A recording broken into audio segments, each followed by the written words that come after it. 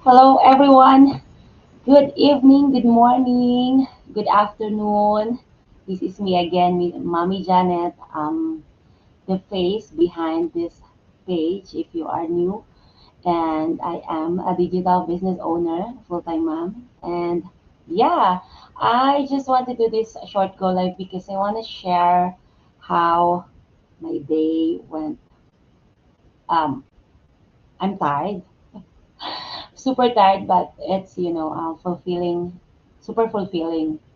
So, early morning, while my kids are having their breakfast, I was already preparing their lunch because I know that I'll be very busy the whole day. So that's how I manage my time, of course, always prioritizing my family. So yeah, multitasking, umagang-umaga pa lang multitask na ang ginagawa ko. And after noon, when they were at school, I started reviewing and redoing, editing my accounting report because my accountant asked me to modify some details. So I had to deal with the spreadsheet, numbers again, and it was really a headache. But as I've said, uh, sa mga go lives ko before, this is a good problem to have. And I'm super grateful because it's tax filing and headache siya, but at the same time fulfilled ako kasi I know that I'm paying tax and I know makikita ko kung magkano yung aking total income for the quarter, and it's amazing. And I think with the modification na gagawin ko, I'm still not yet done. I think mas lalabas na mas malaki pala yung income ko, so I'm super happy. And sobrang nakakapagod ang araw na 'to. Someone message me kasi may ka-coaching call pa ako after. And, yeah, I was so focused sa aking ginagawa na accounting, and before I realized, nandito na, nakabalik na yung mga anak ko from school. So I had to stop. I stopped from what I was doing, and I spent 2 hours with them, eating together, talking, reconnecting, because for me that time is non-negotiable. For me, that's sacred to have quality time with my kids every day. And I'm super grateful that super present mom ako sa kanila, and nakikita nila yon. Nakikita nila yon, and those are mga bagay na matatandaan nila once malalaki na sila, that mom is always present for them. So yeah, my time for my kids are non-negotiable. Okay, so then after noon, pagka pasok na ulit sila sa school, because dito sila kumakain ng tanghalian sa bahay. They can have their lunch doon. May tinatawag kaming comedor dito sa Spain, wherein ihahatid mo lang sa morning yung mga bata, and then susunduin mo na sa hapon, like 4:30. But since I'm a full-time mom and doing the business, whenever I want, I have flexible schedule. I can close my calendar if I have to be present para sa mga anak ko. So, hindi sila kumakain sa school. And I'm happy because I know na nakakakain sila ng maayos. Kasi sa school, di ba, we don't know kung kinakain nila yung siniserve sa kanila. Di ba? Kahit na may nagbabantay, hindi mo mapipilit. Ako, pinipilit-pilit ko ang mga bata na kumain kung anong ihanda ko. Kung gulay yan, kung isda yan, kung karne yan. Basta, kinakain nila yung aking pagkain na hinanda. And it's so fulfilling na I'm the one na naghahanda ng pagkain ng mga anak ko, di ba? I'm always present for them. So, after nun, nung nakabalik na sila sa school, mukha ba akong pagod? Pagod talaga ako, pero sabi ko, I have to do go live. Kasi gusto kong i-share kung gaano ako busy ngayong araw. And busy, but fulfilling. So after nun, mayroon ako naging 3 business strategy coaching calls. I'm super happy because I'm going to prepare for huge business contracts again after the coaching call. And some are still preparing. And meron pa uli akong coaching call that dapat 6 p.m. pero since nasa work daw siya gagawin yung call, I said I prefer to wait because I want to be naka-focus.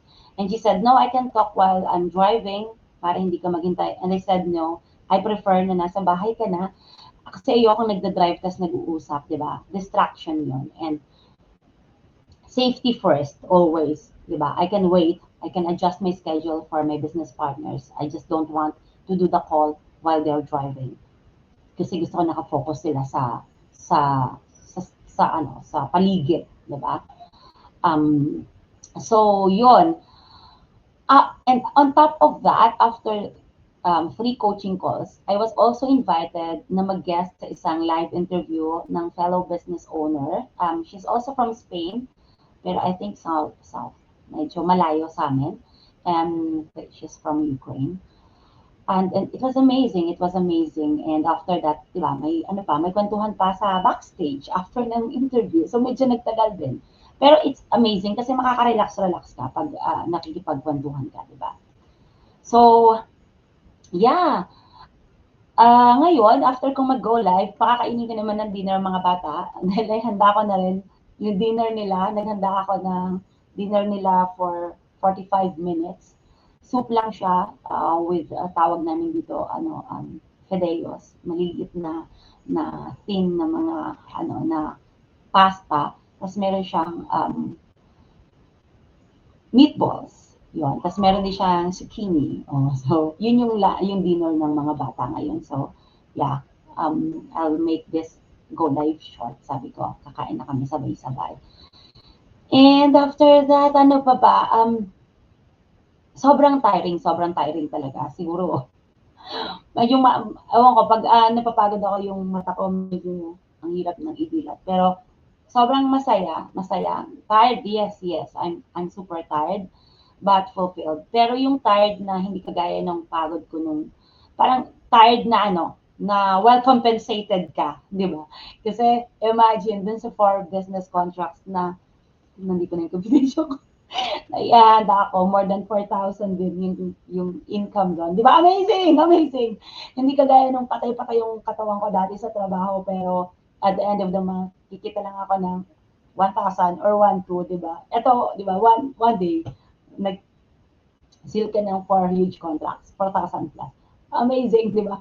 So, kahit na pagod ka, worth it naman, di ba? Worth it. So, this is how my life looks like as a mompreneur.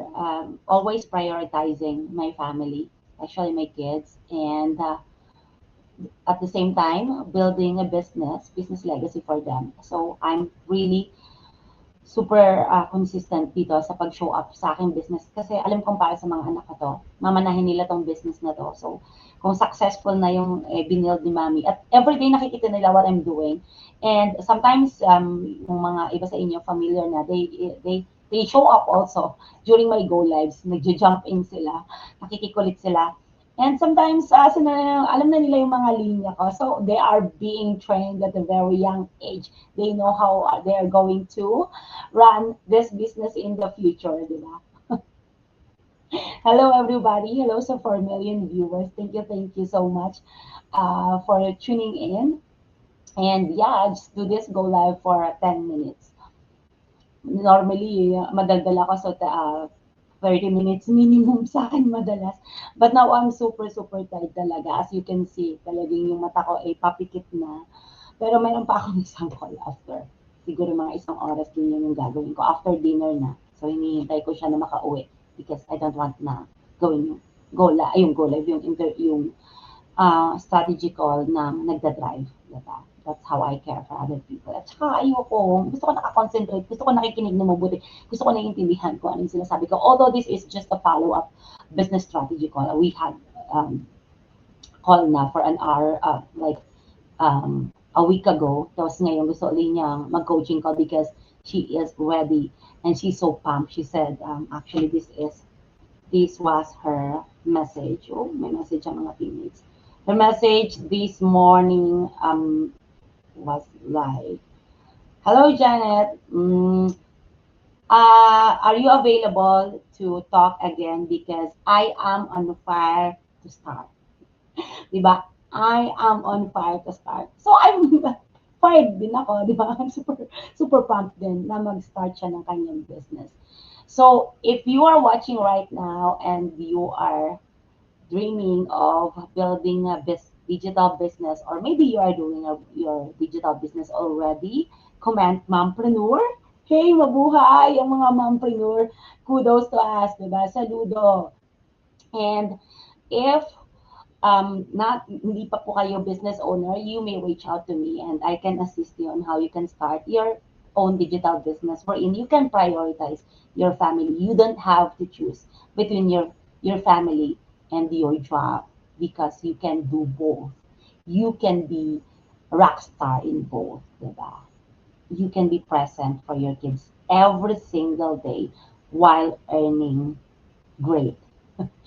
Diba? Or kung gusto niyo naman po at may kakilala kayo, you can share this video to moms there na alam niyo na naghahanap ng extra mapagkakakitaan or tired na sa kanilang ginagawa at gusto nang mag-focus bilang mommy, you can just share this video also to them.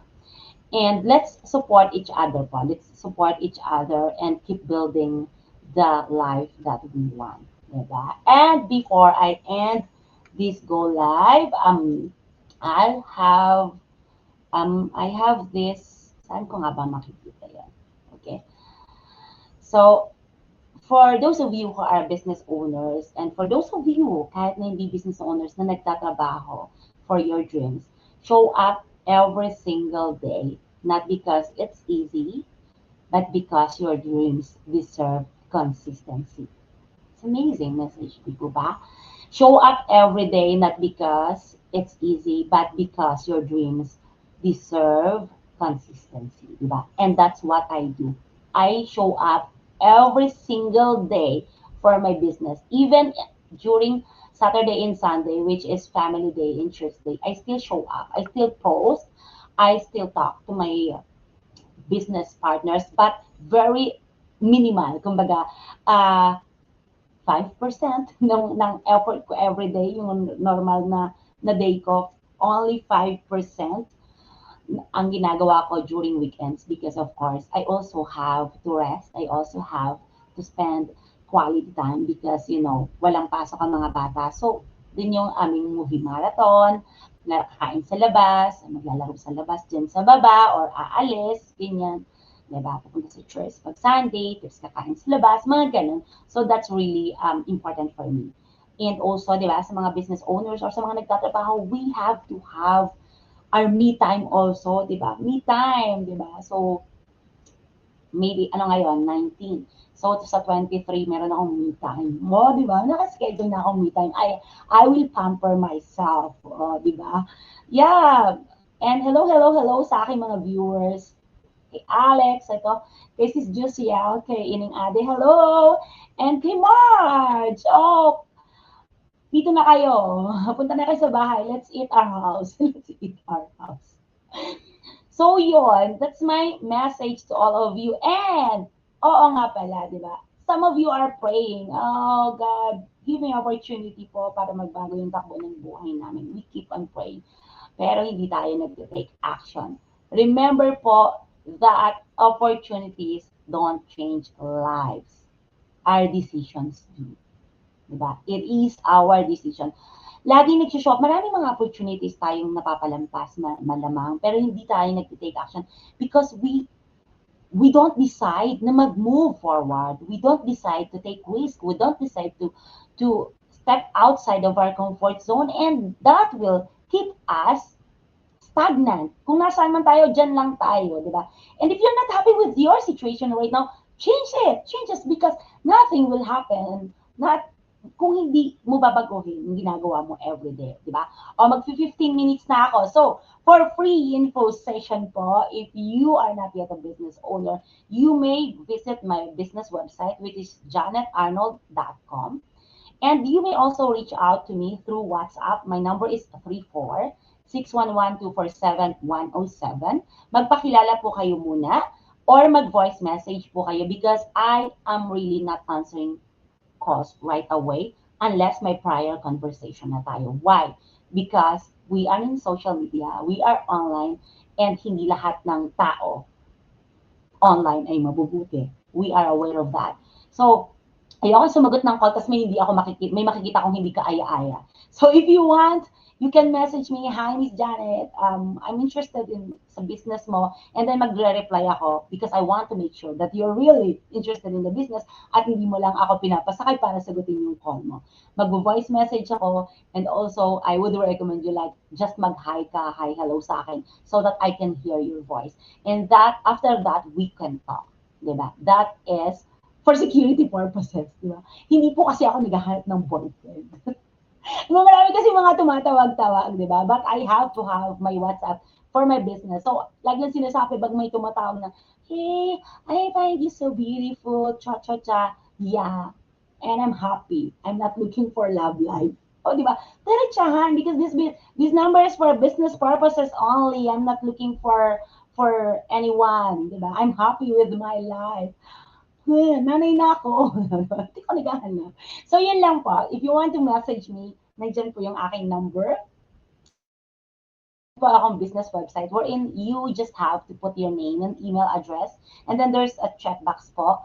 After that, you click register, and you will be directed po sa page kung saan mayroon dong play button ng isang free webinar, okay? You can watch that as many times as needed, and also you can jot down all your questions that may arise while you are watching the free webinar. And then after watching the webinar, that's the time po that you can reach out to me and ask further questions. But do not ask questions po kung hindi nyo pa napapanood, kasi ano po yung itatanong nyo sa akin kung wala pa kayong napapanood. And everyone goes through the same process po. First step is to watch the free webinar. Second, ask questions. Third, you decide if you want to move forward or not. Diba? So, yun po. So, as usual, kapag ako po ay nagpapaalam, good night, everybody. I am always sending kisses from Madrid. God bless everybody.